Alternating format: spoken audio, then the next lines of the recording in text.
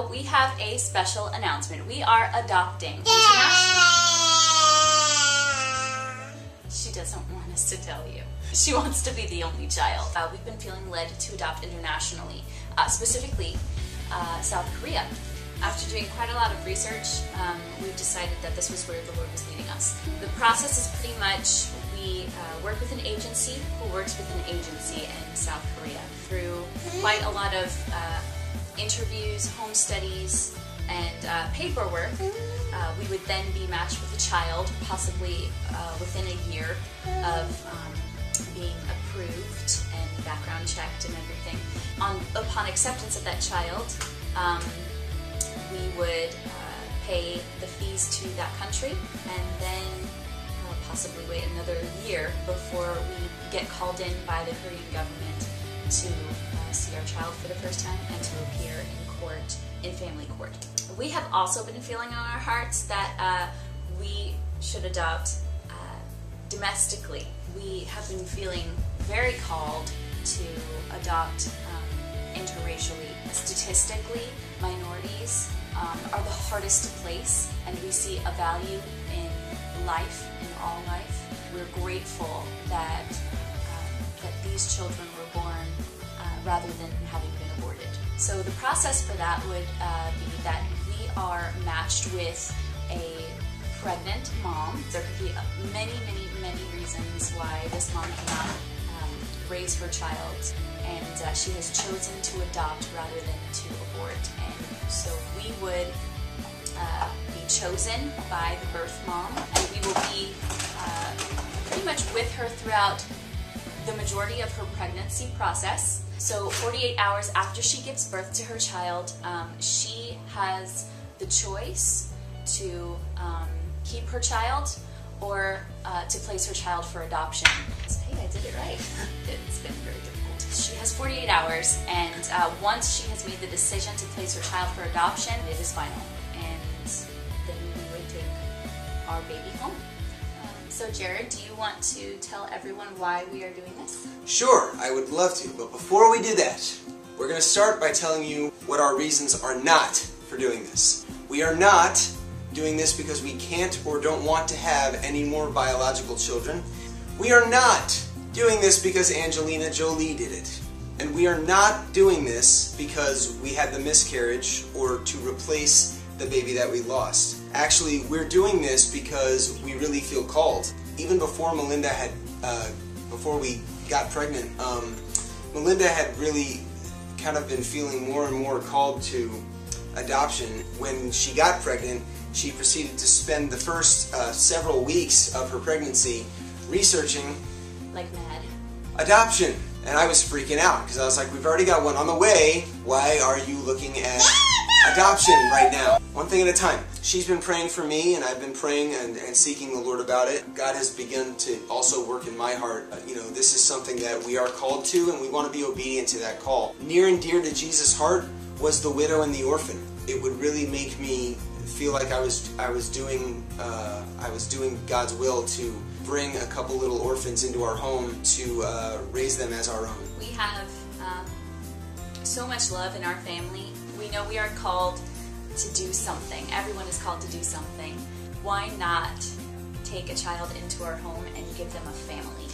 When are we doing this? When we raise the money. That's pretty much all it comes down to. If we had the money today, we'd be filling out all the paperwork today, but we have to raise the money first. How are we doing this? I don't know. It is unbelievably expensive. International adoption, especially from South Korea, is what we're looking at, costs upwards of $40,000. Even closer to $50,000 sometimes. Yeah, and domestic adoption, unless you go through the foster care system, domestic adoption will cost $20,000 plus. Sometimes it can get all the way up to $40,000. It's a little cheaper. Once you get to 5 figures, my eyes just kind of glaze over, and I'm just, all right.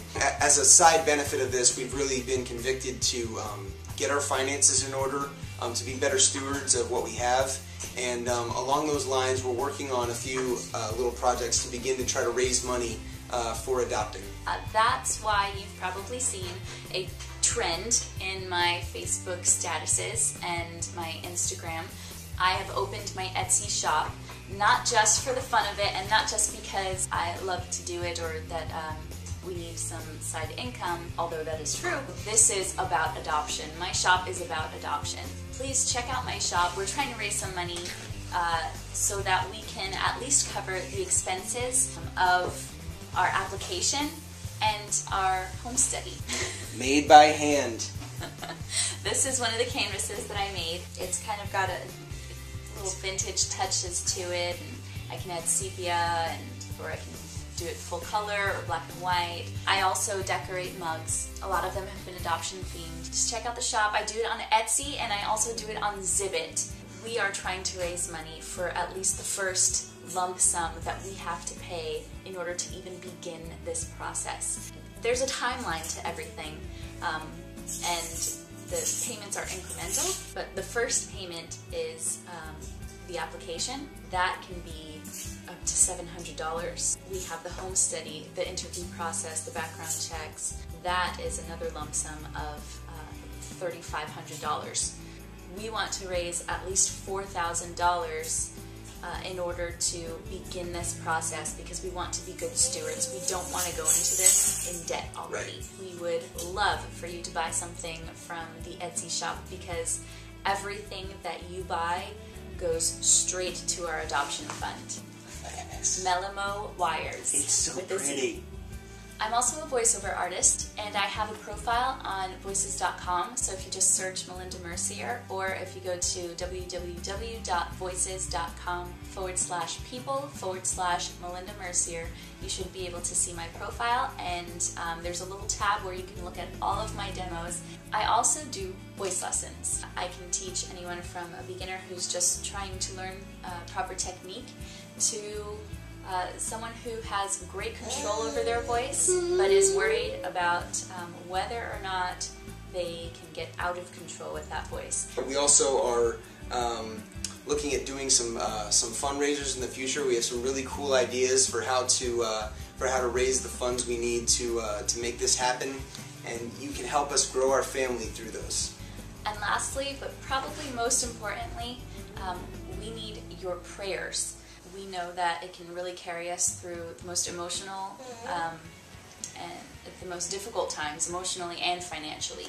We really do trust in the Lord's provision, and we trust that He does work through Christ's body, His church. When we went through the miscarriage and everything, you know, we really felt we just had unbelievable peace. So we know that that was the prayers of Christ's saints just blanketing us with His peace, and so we've experienced firsthand the power of prayer. So please be praying for us, and we'll be keeping everybody updated on how this is going and where things are going, what's next for us. So thank you guys so much for just taking a minute to hear our heart, and we'll be talking to you real soon. We gotta put this little one to bed. She's a little too cranky. Say bye-bye. Can you say bye-bye? Bye-bye. Can you say bye-bye?